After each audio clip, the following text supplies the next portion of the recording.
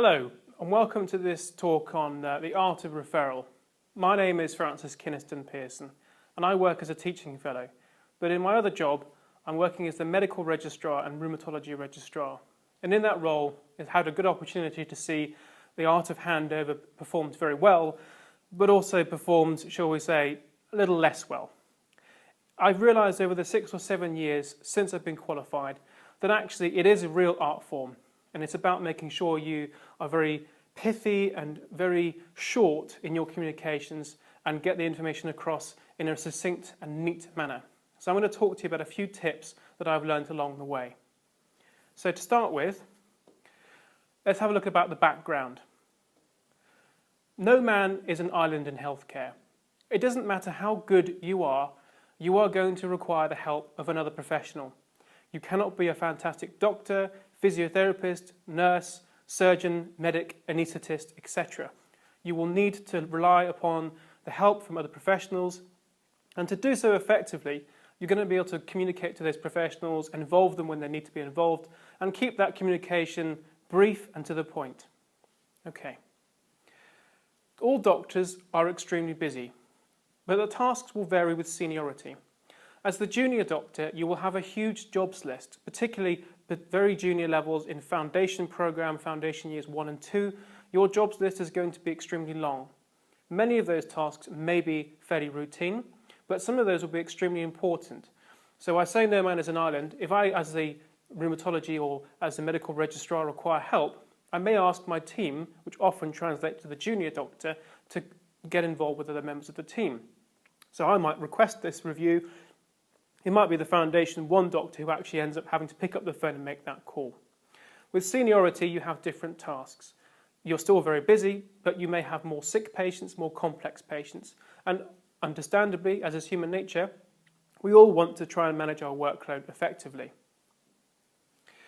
Handover and referrals all involve a common task. So if you're dealing with a handover from a day shift to an evening shift, if you're dealing with a telephone call or a bleep, it involves short, pithy communication, as we've explained.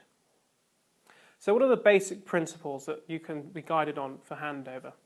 The first concept I want to get across is that of the elevator speech. Imagine yourself for a moment just caught in a short period of time in an elevator with a very important person. For example, it could be prior to an interview and you're meeting the head of recruitment, or you've met someone from a business that you want to engage with and you had a great idea that you hope they could help you with. You have just the short time that you're spending together in that elevator to get across your ideas in a neat and engaging fashion. And so is true for the handover. We all want to be told a story that is neat, without wasting our time, that's engaging and we can easily follow.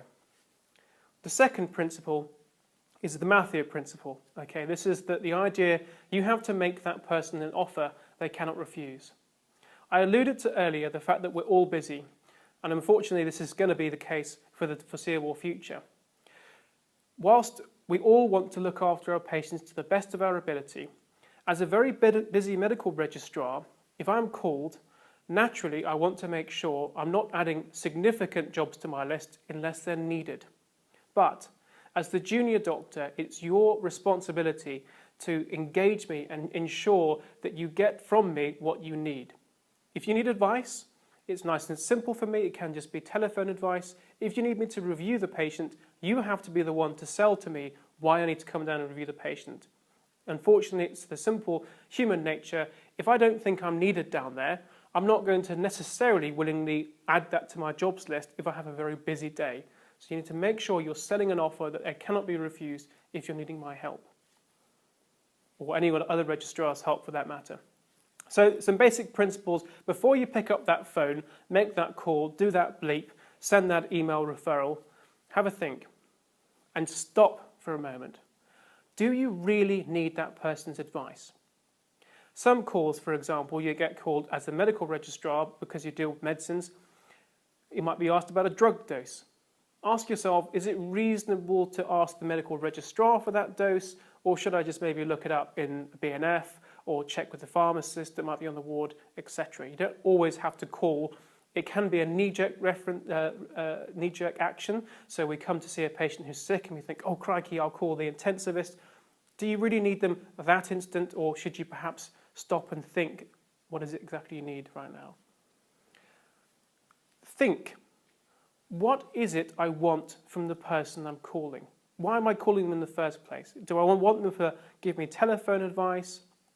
Do I want them to come down and look at the patient and review the patient? Do I want them to actually take over care of the patient? So, for example, a patient who's come in with pain, it looks like a surgical problem, they came in under the medics, I'm now asking the surgeons to come down and not just look after that patient, but take them off onto their ward. These are different questions. So think, what do I want from them? And what are they going to want from me?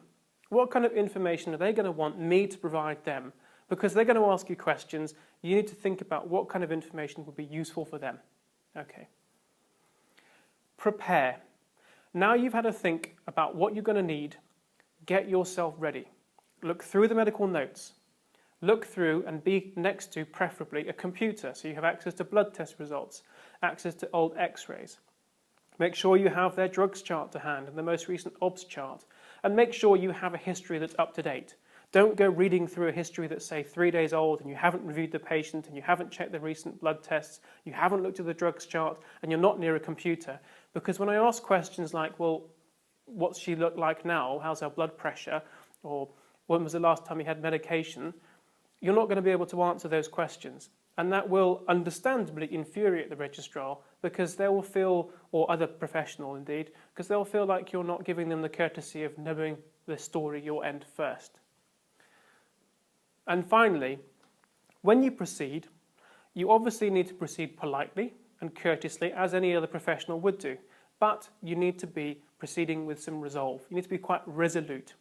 If you feel this patient needs a surgical review, and the surgeon is very, very busy, you still need to pursue and make your case heard, without being rude or aggressive, but being resolute. If you feel this patient needs to go to intensive care, you are the patient's advocate. Work for your patient. Yes, it can be an inconvenience for an extremely busy person to come down and help you. Yes, they might try and give you alternate help. But if that's what you want, work for your patient.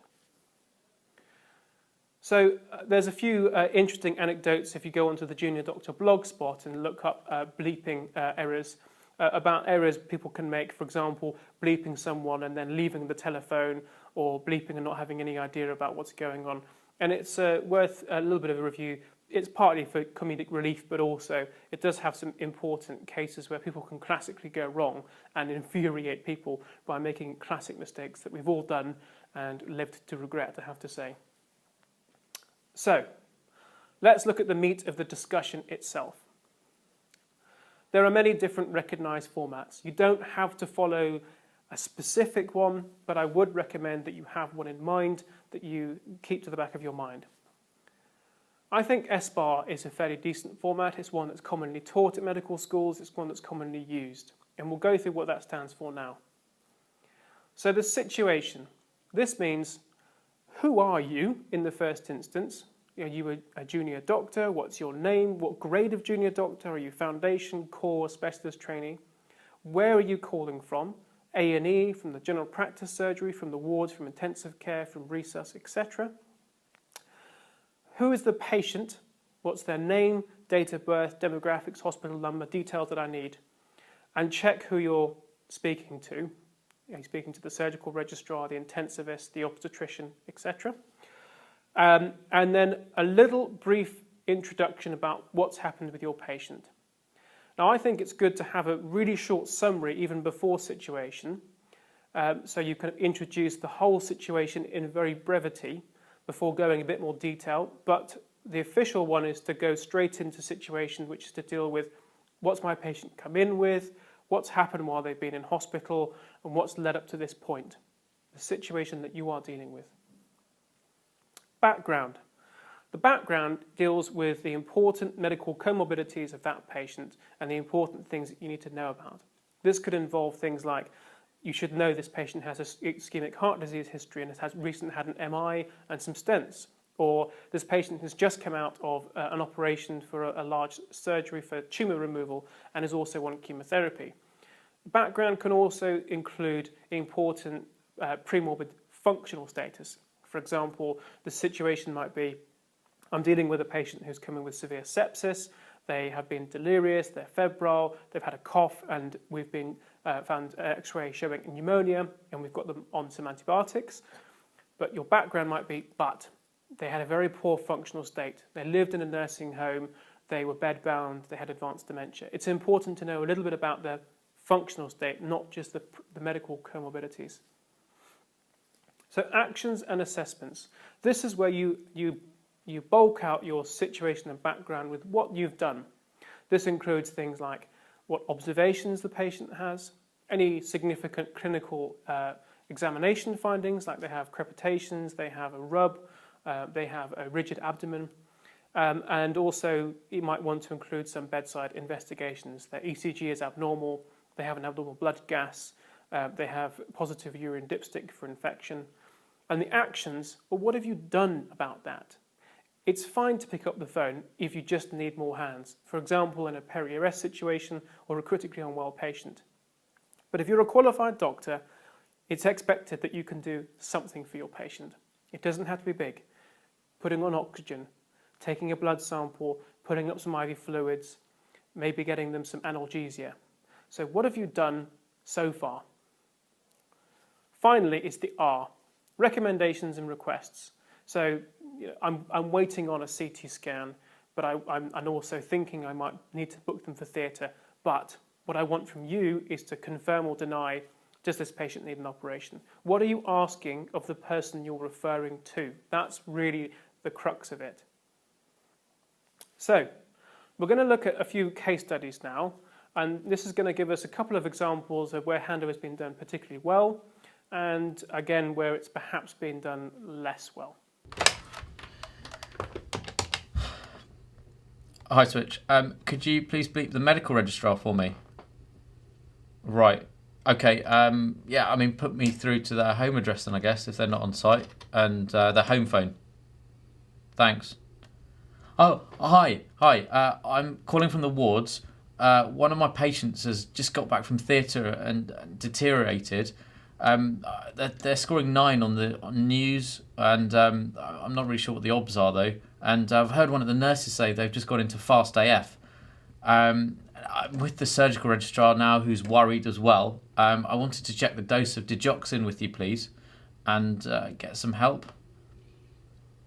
No, I haven't checked. The computer's not working. I just thought you'd be able to tell and help. Right. Okay then. So we've seen how handover was conducted in the first case. Let's have a look at some of the problems there. Well, we don't really have a great deal of information on the situation, really. We don't know who is calling. We don't know what their name is. We don't have any idea how senior they are or what specialty they're calling from. We don't know who the patient is. We have no idea who they are, how old they are, what past medical history they have, what operation they've indeed undergone. We don't know where they're calling from. Are they calling from the post-op recovery? Are they calling from the ward? Are they calling from the resus area because they've had to move them into a critical dependency area? We also know about a scoring system, which is the National Early Warning Scoring System. Now, these are useful scoring systems, okay? And the purpose of them, as you may well be aware, is that they help raise the kind of profile of abnormal physiology on basic observations. So looking at a chart and saying, oh, that doesn't look normal, is one thing, and that's a very subjective measure. By giving it a numerical score, so this score of blood pressure scores a 3, this score of the oxygen level scores a 2, it gives us a more objective test of what is ill and what is well. The purpose of that is especially for junior staff and for nurses because it empowers them. We know that if patients have, say, a score of 7, they need to involve senior medical staff within this trust, for example. However, the score does not take away from basic clinical acumen. If you were to phone me and say, I have a patient scoring of 9, great. But that doesn't tell me anything. Other than that the parameters are fairly abnormal, that could be a patient that's quite unwell or peri-arrest. A patient who scores even low, of 3 or 4, maybe quite well, but they could be actually very unwell. So the score itself isn't always very helpful, and you shouldn't hide behind a news score as a professional. You, by all means, can introduce they have a high news and then go on to say because they have a low blood pressure and a high pulse rate and a fever. So don't think it excuses you from detailing the observations. And we know that the surgical registrar was present for this particular case, but we've got no idea why he's present. Is he present because it's his patient on the ward? Is it because they need to have them down to theatre for a post-operative complication? Very little detail there. They've obviously got a senior on board, but we don't know quite how much help they're getting from them. And finally, we mentioned a bit earlier, we're calling here partly to clarify a drug dose with a specialist. Okay, in certain instances, for example, if this patient may have some renal complications, perhaps it might not be a bad idea to double check with a medical specialist. But there are other ways of doing this. You can go to the BNF, you can call the pharmacist. It's not appropriate to go straight to the on-call person to ask them a question where there are other resources available. And we also don't know, finally, what kind of help is needed. Are they wanting me to come down and review, give telephone advice, take over the patient? Who knows? So overall, I think we can agree that the referral on case 1 was done very poorly. We're going to have a look now at case 2. Hi, Switch. Do us a favour. Could you bleep the medical registrar for me, please? Or mobile, that's fine. Thanks. Hi, I'm calling because I've got a patient I'm worried about. They presented to hospital a week ago with chest pains. Yeah, I'm the medical F2, by the way. We started some cardiac investigations for this chest pain. They showed no evidence of MI, and the patient's on a cardiac ward as well. Anyway, we did an echo a couple of days ago, and that too was normal. She's a 55-year-old who's very little past history. Her white cell count's been going up, and recently the pain moved to her abdominal area. The family has been in recently, and we were very worried and angry, and the family were really, really worried, and to be fair, we were quite worried and angry as well that they were angry, and they've made a complaint to the ward sister, which we're really concerned about, because we were planning to discharge her, and now we can't, and we're worried about the complaint. But anyway, I mean, she started vomiting this morning, and for the last few hours, she's been very, very tachycardic, so scoring 10 on her news, and the bloods also showed that her amylase was very high, and I don't know, the computer's not working, so I'm not 100% sure what the amylase is, but I mean, it was really high anyway. And because this pain goes into her back, we were thinking like, it might be pancreatitis. Previously, we were going to discharge her and follow these chest pains up with an exercise test, but I'd be grateful if you could now review these pains here on the ward. Oh, I forgot to mention she's not been passing much urine for the past 24 hours. So, yeah, if you could help us out, we'd really be thankful. Cheers. So now we've seen case 2, let's have a discussion about the pros and cons of this particular method of handover. I would call this a word salad referral. Okay, there was a lot of information provided, but hopefully you'll see that the way in which it was provided was very chaotic, very unstructured, and as a result, really difficult to follow. That was a lot more information than the previous referral that we saw. But because of the way in which it was put together, it was almost impossible to make head or tail of it. And this does happen. Sometimes you're caught without the notes. Sometimes you're very tired. Sometimes you're in a rush, or maybe you've been working very hard, you're just busting to go to the loo and you're trying to get the information out. These things happen. I think if you're caught, say, called back by a registrar for whom you've left a message or a referral, and they catch you unawares, not near a computer, not near the notes, just explain to them, I'm really sorry, I'm not near the patient or the notes at the moment, so I'm going to go by memory and I'll go by best I can. That will help you a lot. It will help you get a lot less flack if the registrar is particularly suffering themselves from fatigue or overworking, but also it'll help you to kind of give yourself a bit of time and space if you've been caught unawares. And if you use the structures, you will provide a more coherent handover. So as I say, there was a great deal of information, but the way it was presented, it just jumped from situation, background, assessment, recommendation, and irrelevant information. For example, the information about the family making a complaint. It's not really relevant. It doesn't help me make an assessment of that patient. Why was it added in? It confounded information. It's very hard to follow. As a result of all of this, information delivery was very inefficient. So finally, we're going to have a look at the third case. Hi, Switch. Could you put me through to the IT registrar, please? Yeah, mobile's fine.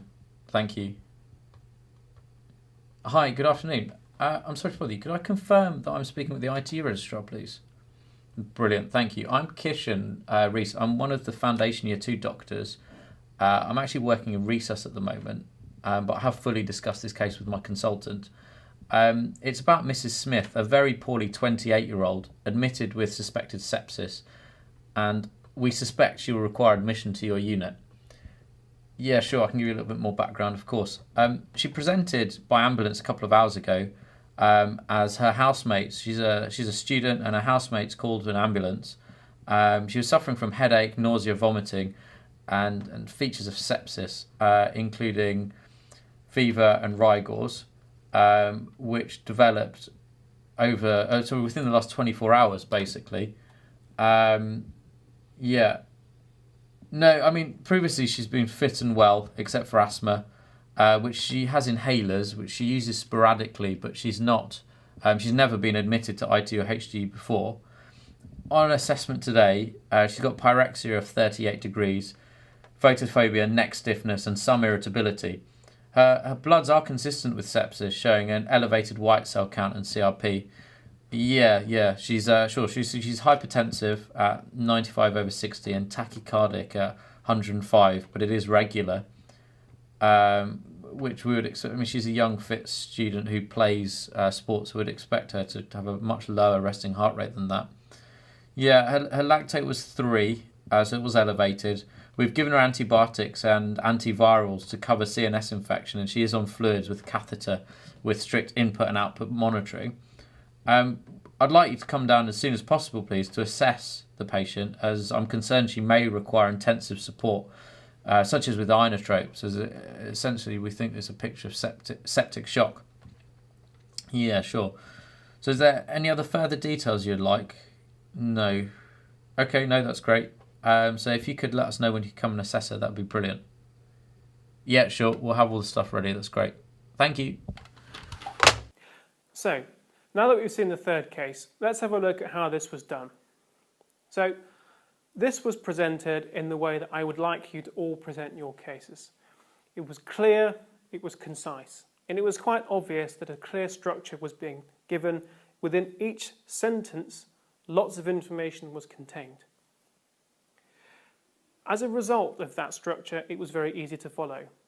Although the structure may be alien to you before you become a foundation doctor, it becomes quite ingrained in the way in which we communicate between teams throughout our progress of our careers. As such, a senior doctor will almost expect to have the information given to them in that format. So we knew very early on what exactly was it that they required from us, and what was it they were hoping we could help. And we knew that they were going to be very polite, but also quite resolute. They weren't going to let us off the phone until they knew when we were going to come down and help them. So I think this is an example of clear, concise, pithy communication that we should all try to aspire to when communicating between colleagues. So let's have a look at what we've discussed so far in the process of handover. Medical handover, as I say, it can be a daunting task, and often it is left to you as the foundation doctor. The senior members of the team, the consultants and some of the registrars will say we should get these people involved, we should make this referral, but ultimately it's going to be down to you as a foundation doctor to enact that plan, and that's daunting. As I say, the information transfer, it needs to be brief, concise and pithy, and we need to make sure that we're very clear that we actually need their help and why we're calling them, rather than just doing a knee-jerk referral because we feel out of our depth. If we use a recognised structure, like an S-bar structure, that can help us to order the information. It may be that early on in your foundation career, You literally have to write out SBAR and put the information next to it. With time, you'll become more confident, and that will become automatically organised into that fashion without even thinking about it. So I hope this has been useful for you to understand the process of handover. Perhaps you'll be a bit more understanding sometimes when you do get a slightly less than pleasant response from one of your middle grade or senior doctors on handing over.